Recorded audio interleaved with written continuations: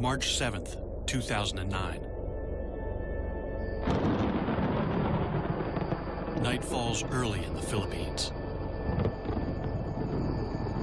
This is the Agusan Marsh, home to thousands of crocodiles. Nighttime hunters that share the marsh with people. Two young girls are on their way home from school. They have no reason to be scared. There's never been trouble with crocodiles. Until now.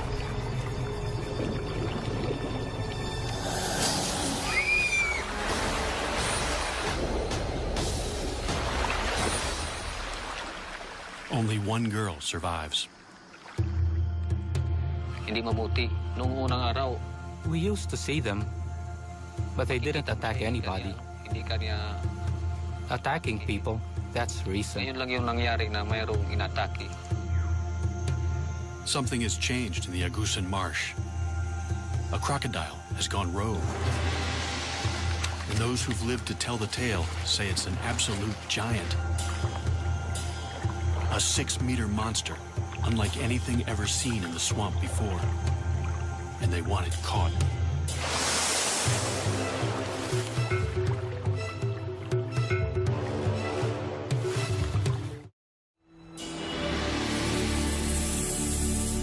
And just 5 kilometers from where the girls were attacked, villagers catch a massive crocodile.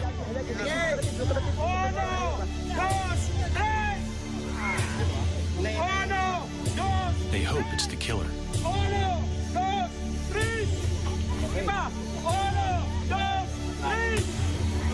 All night long, they struggle to haul it back to the village. It's alive. Still wants to fight.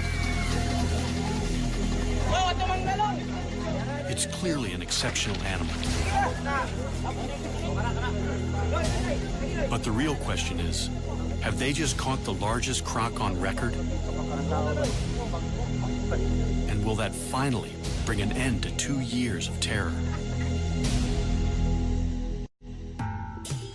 The Agusan Marsh lies on the island of Mindanao in the southern Philippines. It's an almost pristine wetland the size of the city of Chicago. At the southern end lies Lake Mihaba. The enormous network of lakes, rivers, and marshland is an ideal habitat for crocodiles. People live here for the same reason as the crocs. The fishing is good. Some build their houses floating right on the water.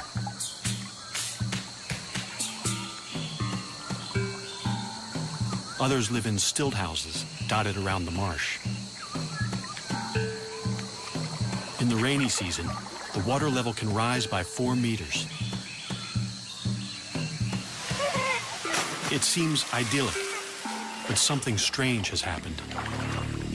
For 2 years, this water has brought misery and terror. A massive crocodile stalked the villagers. It ripped their precious water buffalo to shreds before their eyes. Attacked one fisherman and his son.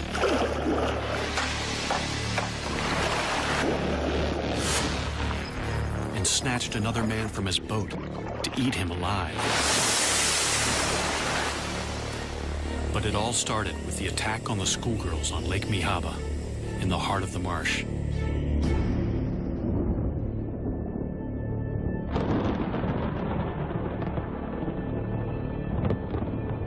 It's 6 o'clock, already nightfall.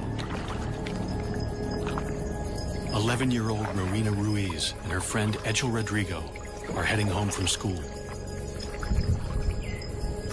Fisherman Roy Dagas follows right behind.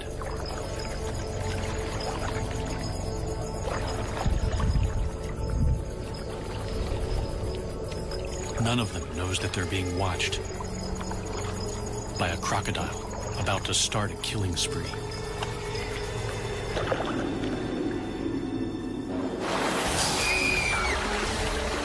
Sitting up front, Rowena never sees it coming.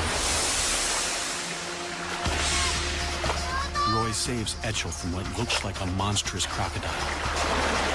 But Rowena is decapitated. Seeing her head in the crocodile's mouth was disgusting. Later on, we found her body covered with banana leaves. It was really smelling bad. Rowena's dugout canoe still bears the scars of the attack.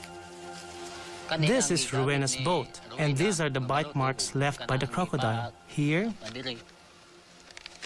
here, and here.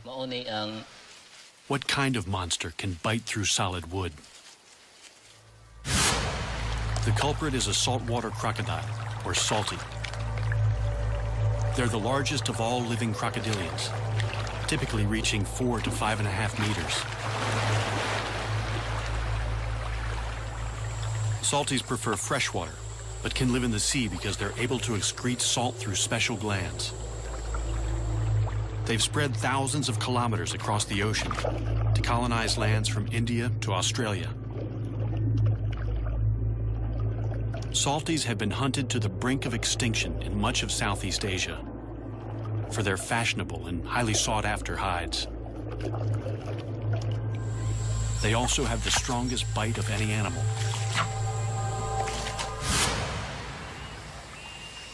The Agusan Marsh is one of the last strongholds of salties in the Philippines.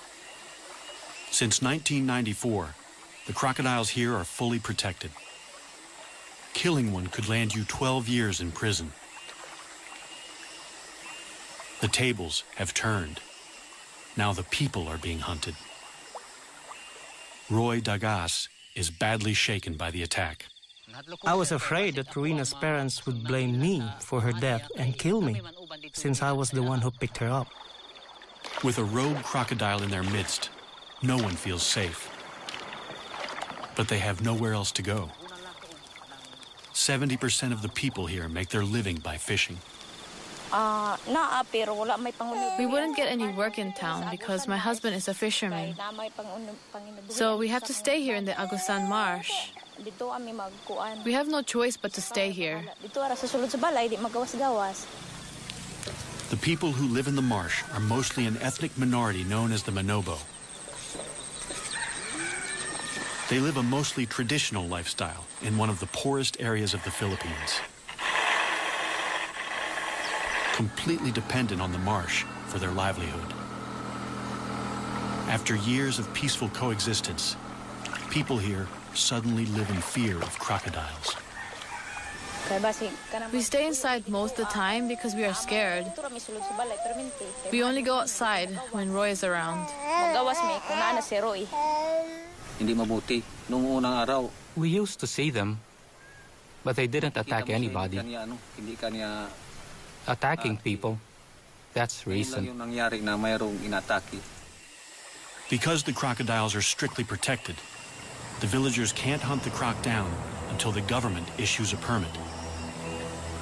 Meanwhile, children go to school, and the men still have to go out fishing to feed their families.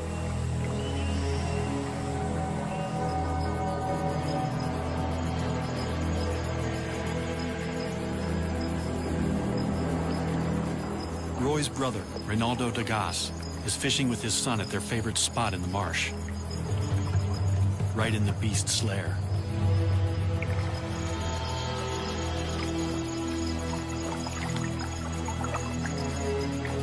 Fishing from the low-sided canoe, they're sitting ducks when the monster croc attacks. The pair fights back. Nasagwal ko yung I hit it on the side of its head with my paddle.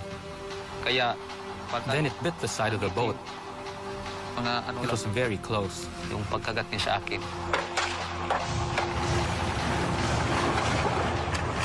They bolt to the bank for safety. Reynaldo cheats death, one of the few who live to tell the tale. Nagpapasalamat po ako sa Lord na I thank the Lord for saving me that night, or I would have been dead meat. natsambahan. Wala na ngayon. Just downriver from Lake Mihaba lies the village of San Marcos, population 1,075. The village has no electricity or running water. It's the main base for the Manobo, including people who live in floating houses and retreat here in the rainy season. Rudy Ayala is the chieftain of this area. Ang pinakadako nga hulga sa buaya. The biggest threat to crocodiles here is the growing number of people moving into the crocodiles' territory, Ang ilang pagkaon, competing with them for food and space. ang ilang pagkaon sa nagkagamay. Competition for fish in the lake could be causing the big croc to seek out new food. In San Marcos, it's found a ready supply. The people throw their garbage, including animal carcasses, in the water. The crocodile has been spotted in the river that runs through the village. So akong Rudy lays down the law. nga gumikan The advice is simple. Don't lure the crocodile into the village with easy meals. It seems to work. There are no further attacks near San Marcos. Instead, the crocodile sets off in a different direction. It's been spotted 5 kilometers south of Lake Mihaba, and it's about to kill again. Nueva Era is a remote village set back from the marsh. The small stream that flows through it is the sole source of water for 1,300 residents. A 15-meter wooden bridge is the only safe crossing, especially now that the croc is in their creek. It's a long way from home, having swum through a network of rivers and creeks to reach the village from Lake Mihaba.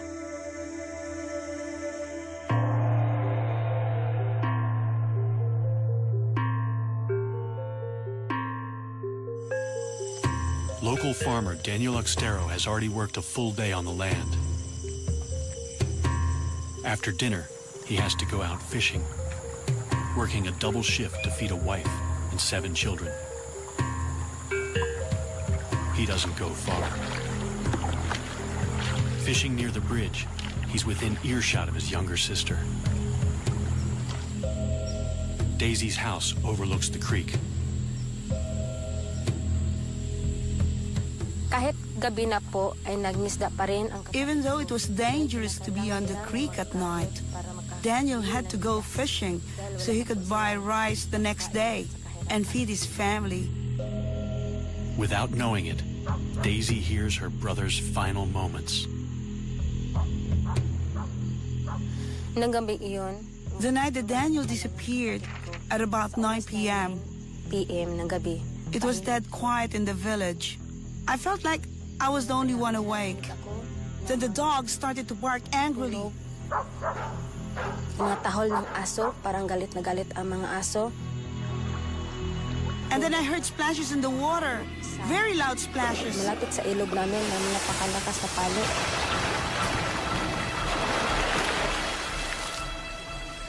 Papunta na I ako. was terrified, so I went to bed. Natakot. At kinaumagahan, The next morning, one of our relatives came to tell me that Daniel had gone missing. Daniel na hindi nakauwi. Despite repeated attempts to find his body, all that was ever found of Daniel was his boat and his hat. This picture is the only memory we have of Daniel, because just before he was killed, his house burned down and everything he owned was destroyed. Kani ang balay ni Daniel, nagamay taghuat madako. This was Daniel's house, but it burnt down. He was building another one when he went missing. Daniel's family lost a provider and a much-loved father and son. Guol ko kay wala naman siya. Of course I miss him. He's my son. Perhaps it was fate. He was a fisherman, and maybe this is a fisherman's fate. The fate of Daniel's killer is also sealed. The government in Manila has finally issued a permit to hunt down the rogue crocodile. As long as it's taken alive. There's only one man for the job. Croc legend Ronnie Sumiller has been hunting nuisance crocodiles for 20 years. This will be his most dangerous mission yet. Members of Daniel's family are eager to show Ronnie to where the attack happened.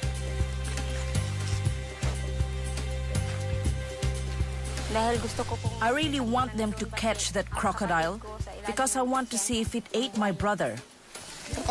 I am scared of the big crocodile.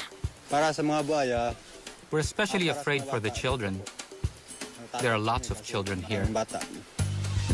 The children don't swim here anymore, but they're in great danger anytime they come close to the creek. The water's edge is a favorite hunting ground for crocodiles. They're ambush predators. It's a strategy honed over millions of years. By lowering their heart rate to 2 beats per minute, they can stay submerged for an hour without breathing, waiting for prey to stray into the strike zone. The attack is sudden and fast. Death can be slow. Crocodile teeth are not for chewing. They're for holding the prey, while the croc uses brute strength to rip it to pieces. They spin to tear off chunks from large prey, the infamous death roll. Smaller prey is shaken to pieces. Ronnie's plan is to use the croc's own preferred hunting strategy to capture it.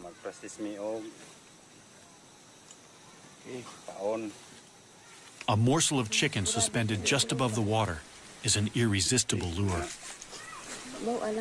So that's the principle. One, it is grabbed by the crocodile. The crocodile will run away, and this will close down. This will catch the upper jaw. In Ronnie's experience, a snare is least likely to injure a crocodile.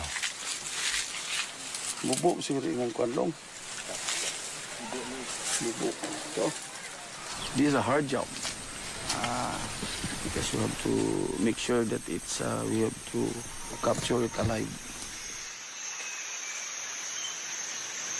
Ronnie posts a sentry in a nearby treehouse. Now, it's a waiting game.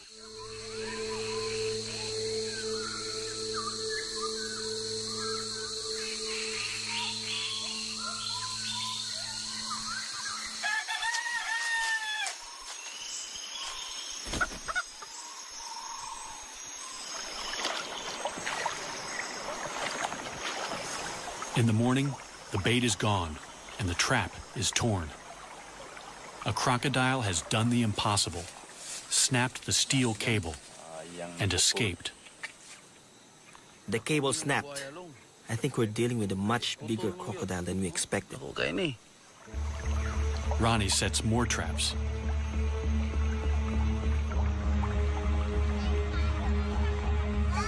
For the villagers, it's a terrifying wait. They find trap after trap in shreds. The croc must be huge. 3 weeks later, a trap finally holds.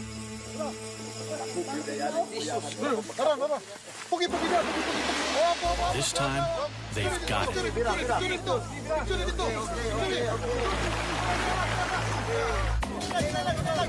Several dozen men strain in a tug-of-war with a powerful crocodile on the end of their line. The beast is so heavy and so powerful that it takes several hours to haul it in. It's clearly no ordinary crocodile. But it's only when they finally land it that they realize exactly what they're up against. It's immense.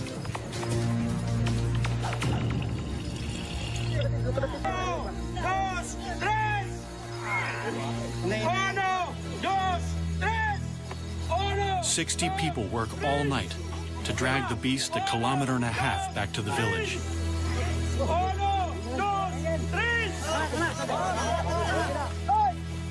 It's over a ton of muscle, power, and killer instinct.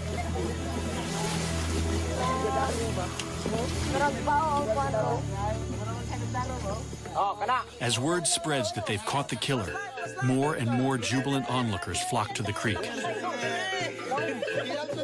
Everyone wants to get close to the enormous animal now that he's tied down.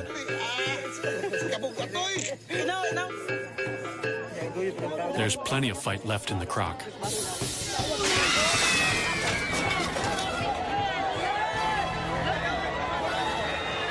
For a moment, everyone's heart stands still.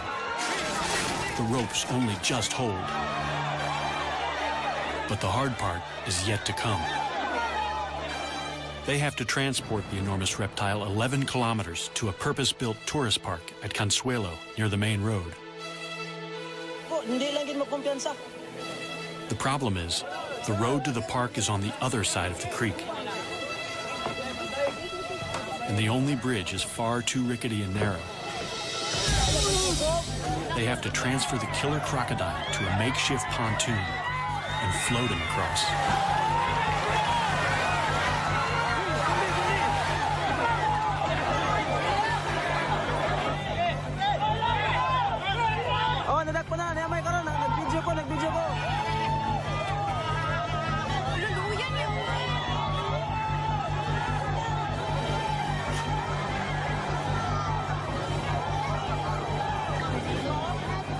Finally, after they struggle for 24 hours,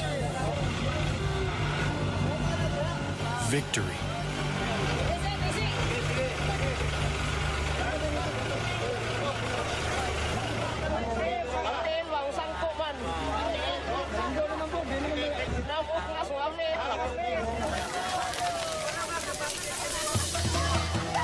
The party goes on deep into the night.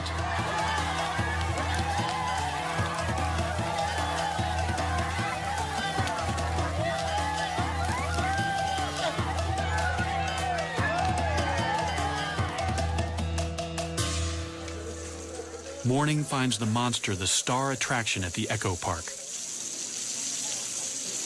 Its pond was initially going to be a swimming pool for children.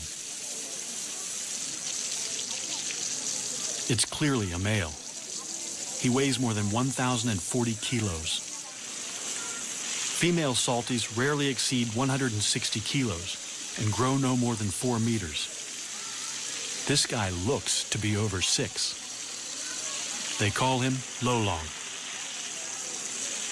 Lolong could get them into the Guinness Book of Records. They finally get a good look at him, but the villagers have second thoughts about whether this is the killer croc. That's not the right one, is it? No, it's too small. In the cold light of day, they say that no matter how big he is, he's just too small to be the killer.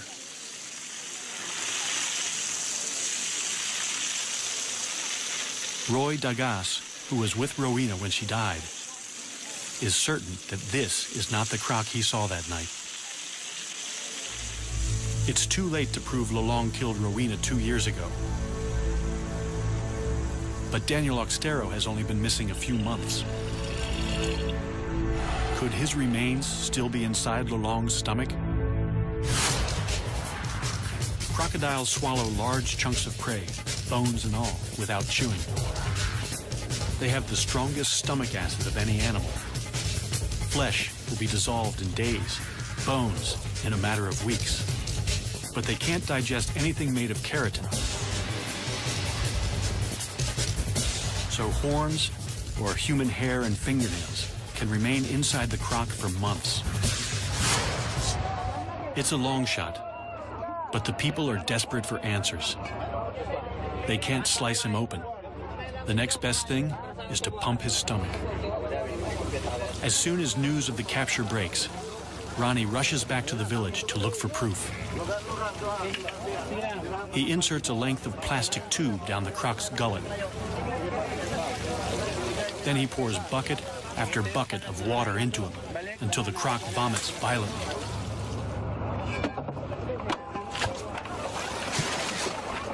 Ronnie doesn't find any human remains.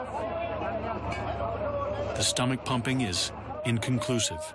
It's possible they didn't get everything out, or that Lolong had coughed up a hairball before they caught him.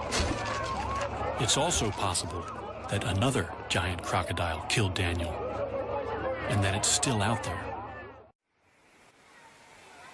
Life is returning to normal on the island of Mindanao, but it's not safe to go back in the water.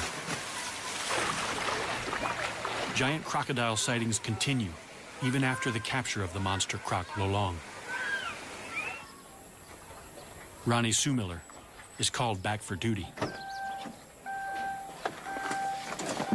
I am going back to capture the big crocodile, bigger than Lolong, because the villagers are endangered.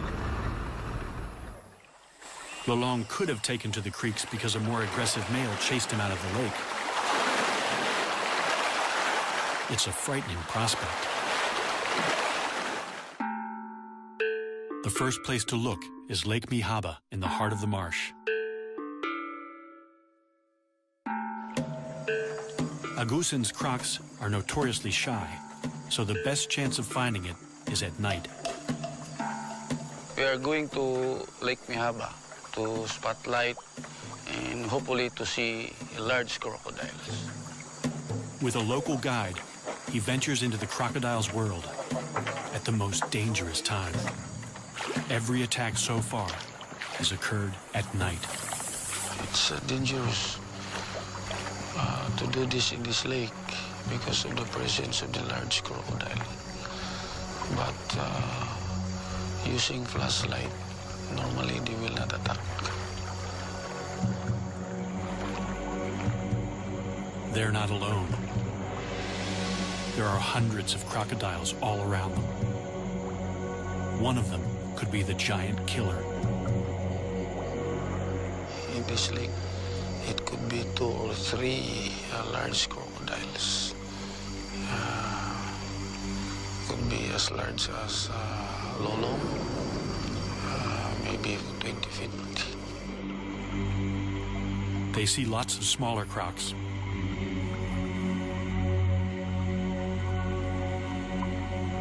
Ronnie spots a likely suspect. Or it could just be the light playing tricks. This is the area where Rowena was attacked by the crocodile. So the boat was capsized. They don't want to be the next victims, so Ronnie calls it a night. Then he gets another break in the case. Near Nueva Era, he hears of a rare sighting of a giant crocodile in broad daylight. He misses it by only hours. Hello. Hello. Did you see a crocodile over here? Yes, at about 11 o'clock. So, this is where its head was positioned? Yes, with its shoulders over here. How big do you estimate its head was? It was huge, and he had his mouth open like this. With a stick, Ronnie measures where the head was, so he can estimate the croc's total length. I've never seen a crocodile like this. He is almost 40 feet, I should say. It's really a huge crocodile. Even for a skeptic, it's scary to imagine the croc that hauled out here. Then Ronnie discovers that this is not the first time that someone has reported a 12-meter croc around Nueva Era. A few months ago, Javar Abdul saw a colossal crocodile take down his prize water buffalo, or carabao. Imagine the croc that could take down one of these. A fully grown carabao weighs almost 500 kilos. Losing an animal like this is like losing a tractor. They are our livelihood. We use them to plow the fields and to haul logs. It was a huge loss for me because it was the only carabao I had. The monster dragged the massive carabao downstream, but got stuck under the bridge, so Javar got a good look at the culprit. So why couldn't the croc pull the carabao under the bridge? The water level was too high, so the legs of the bridge were blocking it.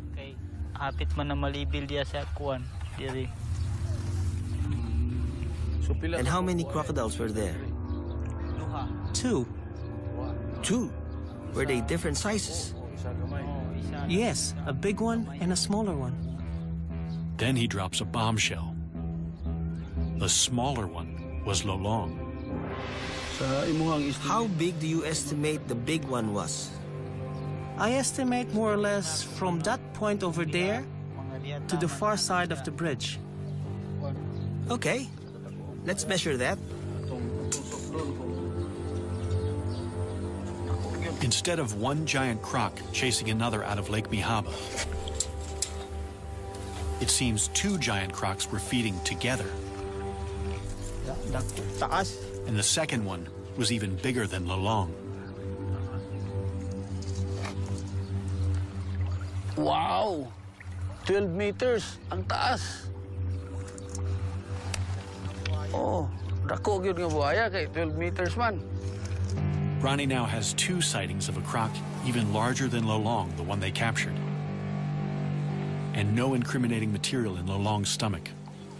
So another croc could be responsible. Good news.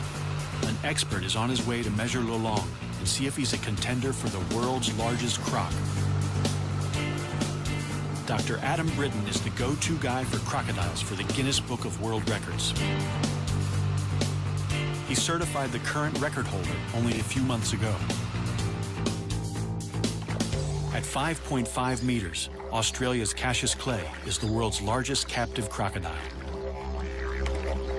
Lolong could be bigger. Nothing can prepare Adam for what he's about to see. Here we go, Adam. Let's So see this Lolong. is Lolong. Yep. Oh my God. Oh, he's absolutely huge.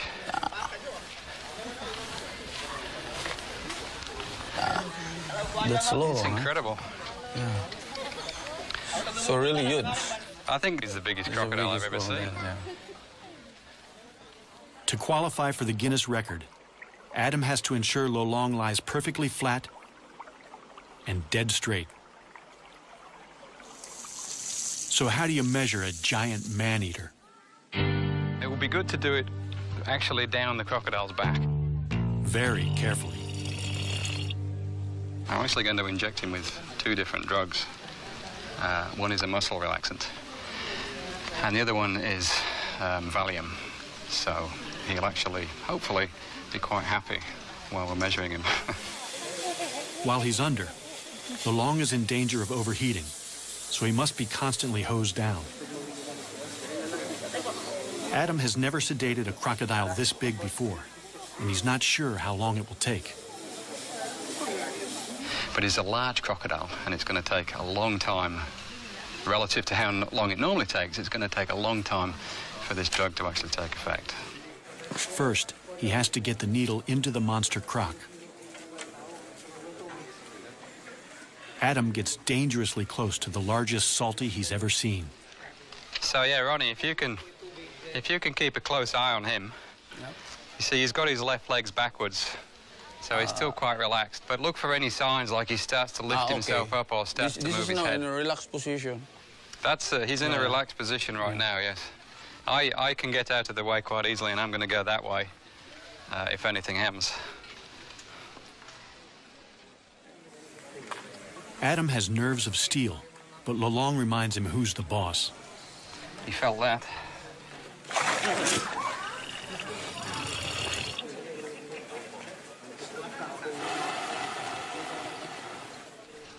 He's got some really powerful muscles that run down his tail, and this is intramuscular. So I'm just gonna go between the scales here. You see, this skin is so soft, it'll just go straight in. If I were to try and get it through there, it's actually quite tough. Okay.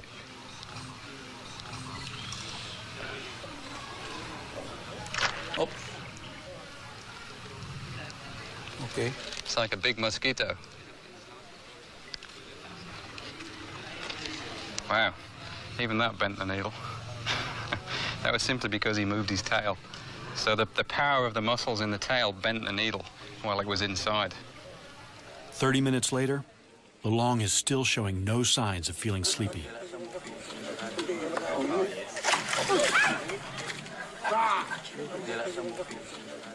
It's actually good. Every time he swings like this, then his blood is pumping. And the sedative that we put in will take effect more quickly. Okay. The sedatives are still showing very little effect.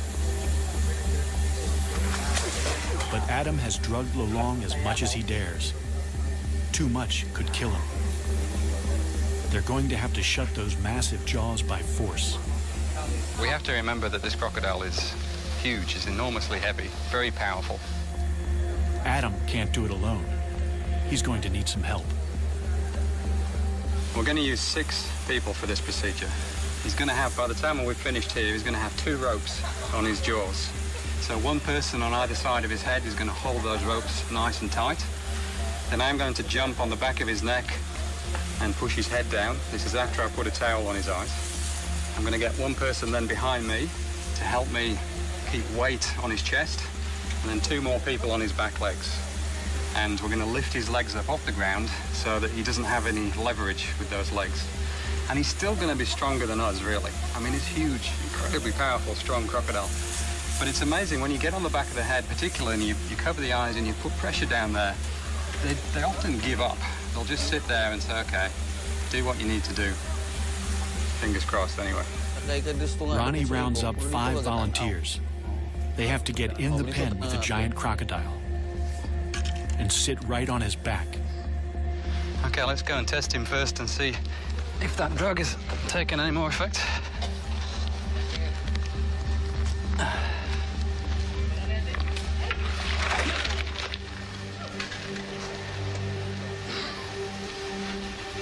Yeah, just poke him, just touch him gently there.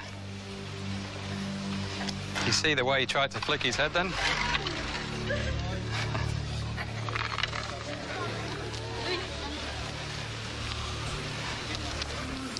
He's definitely lost some of his strength. They place towels over Lolong's eyes to help keep him calm. Okay.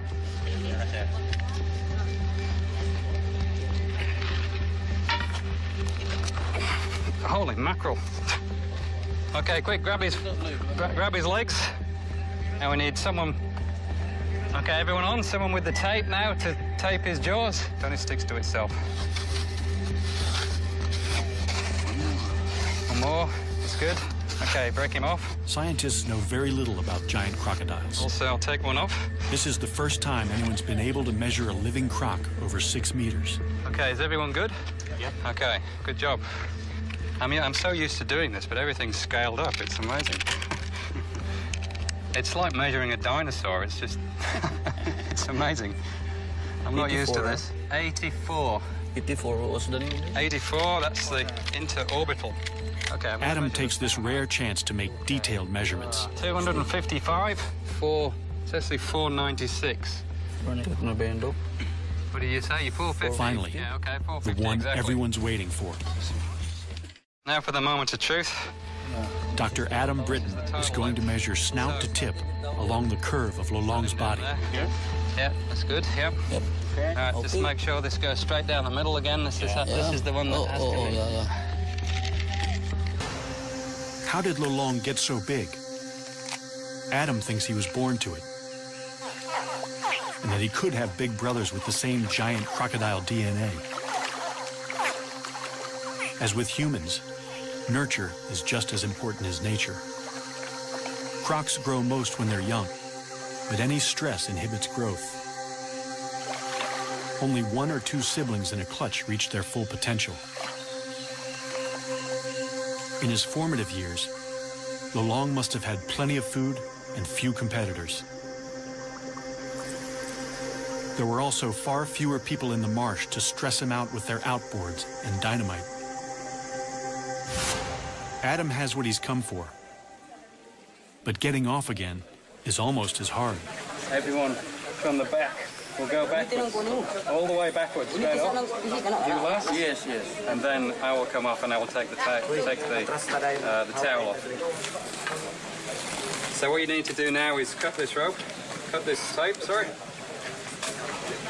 Everyone ready to go back? Go. Backwards. Keep going. Keep going. You too? Yeah. Okay, now you can... While Lolong is still a bit groggy, Adam can't resist the temptation to get his first really close look at the business end of a 6-meter croc. This is probably the most powerful set of jaws in the world, with teeth that'll make a meal of anything unfortunate enough to get too close. One thing that's interesting with these big crocs is the size and the shape of the head varies a lot. Lolong's is quite wide, so it's actually very interesting. He's got all these incredible gnarly ridges all the way down the front of his snout. But you look at his head and it's so flat and wide. Oh, and now he's opening his eyes to look at me. So, well, if he's looking at me, I'm going to move a little bit further out of range. So a saltwater crocodile has got the strongest bite of any animal, without question, and particularly Lolong. I mean, this will be, if we were to measure this bite, it would be the strongest that had ever been measured. It's quite amazing. But if you're going to have such an incredibly strong bite, then the jaws have got to be strong enough so that they don't splinter when you bite down on something like a turtle, for example. And the whole shape of the crocodile's head is really designed to give it that strength so that it's reinforced. So if he bit down on something, then it's not going to escape. Which reminds me, I better step back before I actually test this myself. Lolong is now officially the world's largest crocodile. His newfound fame is a massive boon to the community's tiny economy. In just the first few months, he brings in over $11,000 from tourists. There's a thriving cottage industry of Lolong-related goods. Their once mortal enemy has become a source of pride. However, there is still no proof that Lolong killed anyone. The attacks probably started because more and more people are moving into the crocodile's territory. And crocs are smart.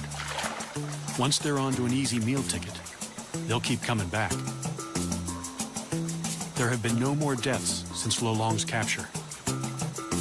Still, the rumors of another giant croc won't go away. And after Adam and Ronnie go home, the people of the Agusan Marsh will still be living with thousands of crocs just meters from their houses. They've caught the world's largest crocodile, and they have a pen ready for his bigger brother. No matter what the experts say, the people believe that the real killer is still out there.